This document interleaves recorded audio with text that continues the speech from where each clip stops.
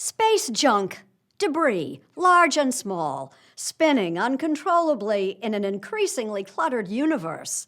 It's a lot more than unsightly, it's dangerous. David Pogue reports on a collision course in the skies. If you're going to be a character in a space movie, you gotta watch out for space junk. Everyone knows that. It seems to happen a lot. Debris from the missile strike has caused a chain reaction, hitting other satellites and creating new debris. But what not everyone knows is that that plot twist isn't fiction anymore. I got a call from my chief satellite officer. He said, we've lost track of our satellite vehicle number 33, somewhere over Siberia. It may have been hit by something. You didn't build this just for us? Matt Desch is the CEO of Iridium, whose 66 satellites provide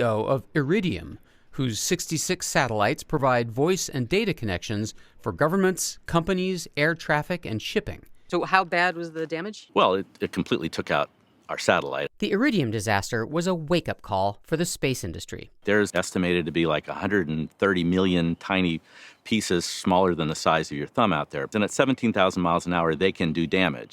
The litter in low Earth orbit has become a constant danger to the International Space Station.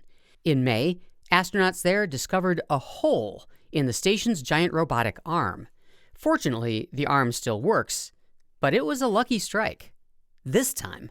The Air Force, the Space Force, are constantly monitoring the debris in low Earth orbit. I spoke to astronauts Victor Glover and Mike Hopkins in April while they were aboard the space station. Sometimes we have to move the station, sometimes we don't. So it is a constant, something that we're always worrying about up here and something that we have to be mindful of.